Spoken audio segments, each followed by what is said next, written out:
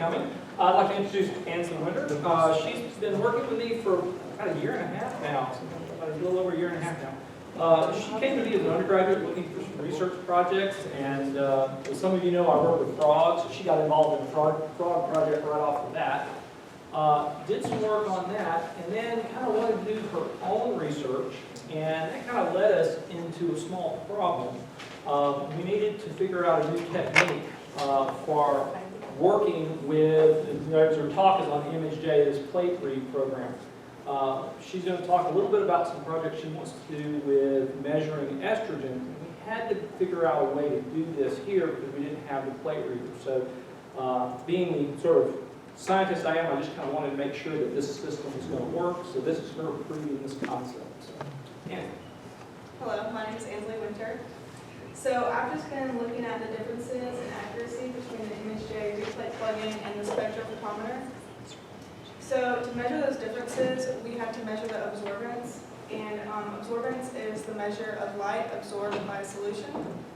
And the spectrophotometer is like the common piece of lab equipment that is used to measure that absorbance, and we found that the ReadPlate plugin also can measure absorbance. So ImageJ is a free downloadable computer program that you can download to your personal computer or computer at school that can process job-based images. And so what you do is you upload a picture from something, and in the computer program you can measure lengths, widths, areas, or angles, and if you want to get specific with measurements, you can download specific plugins, like this one in this case is ReadPlate. And with ReadPlate, you take a picture of a 96-well plate with solutions in each well, and you upload it to the computer system, and you can set the alignments, and then it gives you data of the measurements of absorbance. So, and specifically, we used methylene blue and Bradford protein, and we took concentrations of those and used it in the spectrophotometer and in the ImageJ. And then we recorded those absorbances, and we got the inspiration for this project, as Dr. Rayburn has mentioned, for my later research in detecting estrogen in waterways. And because we didn't have a plate reader, because it's very costly and we don't have it at JSU right now, we found this option and we wanted to test it to see if we could go further with ImageJ. So we just hypothesized that the ReadPlate plugin would give us some pretty good results in comparison to the spectrophotometer. So we started out by downloading ImageJ and the plugin to my computer and to Dr. Rayburn's computer. And we made concentrations of methylene blue and protein analytically. And I pipetted those concentrations into a 96-well plate, and 200 microliters go into each well, and then 3 mils go into each cuvette. And so we placed the 96-well plate, which is the picture up there to the left, in a light box, and we took a picture of it just with a phone or a camera, and you upload it into the computer system to record those absorbances. And then next, we ran the cuvettes through the spectrophotometer to record those absorbances. And a spectrophotometer can also give concentrations of unknown values. So up here to the right, that's the 96-well plate picture that we plugged into ImageJ, and then in the left, that's the spectrophotometer in the lab. And then those are cuvettes. So for the cuvettes in the spectrophotometer, we only had one replicate, but for the 96-well plate, we had multiple replicates because there's multiple wells. So based on all of those processes, we calculated some results by graphing the absorbance and the concentrations with the channels from ImageJ versus the spectrophotometer. So ImageJ gives 4 colored channels: green, blue, red, and gray. And the black line is the spectrophotometer data. So the top is the protein and the bottom is methylene blue. And as you can see, the protein data points are a lot closer in range together than the methylene blue. So we were able to run a linear regression analysis to find an adjusted R-squared value that just tells us how well that polynomial fits the line and the data points. So we also figured out the percent error between the channels and the spectrophotometer data, and we found that the red channel has the best percent error, which is 31%, because we thought the methylene blue might have absorbed those red colors and then reflected the blue, so that made sense to us.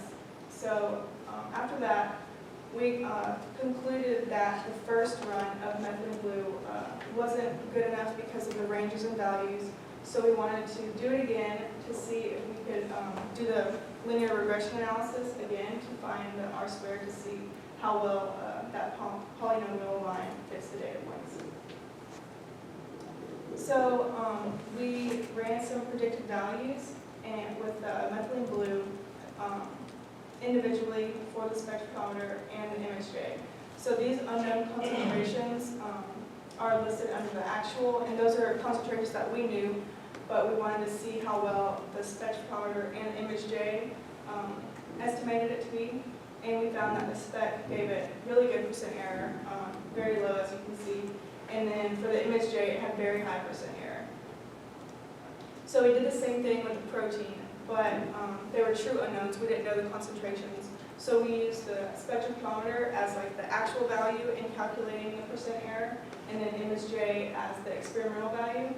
And our average average percent error was 18.5%, which is pretty good.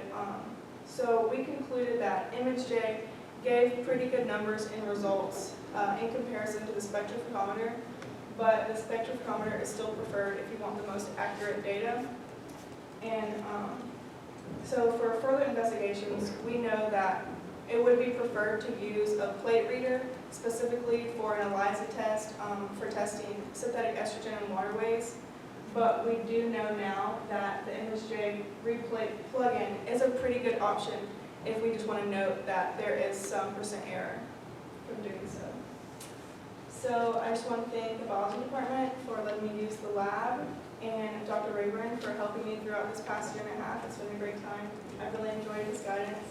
And I'd also like to thank Dr. Hamasu for letting me use the spectrophotometer, and for Andrew for helping me out for any questions that I need. He's been a big help too. So thank you so much. Do you have any questions?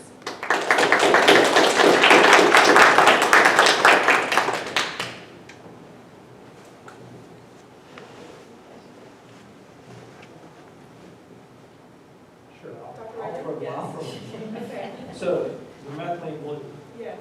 you have really good percent error for it. For the protein, it's a really good percent error, but for the methylene blue, it's a little bit higher. Any ideas why that might be? Yes. So I thought maybe it could have been because of the color difference, because the concentrations that we used weren't really in a good range. Maybe we could run another test with more specific concentrations on the lower side, because the protein, the coloring was a little, I guess, lighter versus the methylene blue for picking up those colors and absorbance. A little high on understanding. Right. Anyone else? All right, let's thank our speaker again.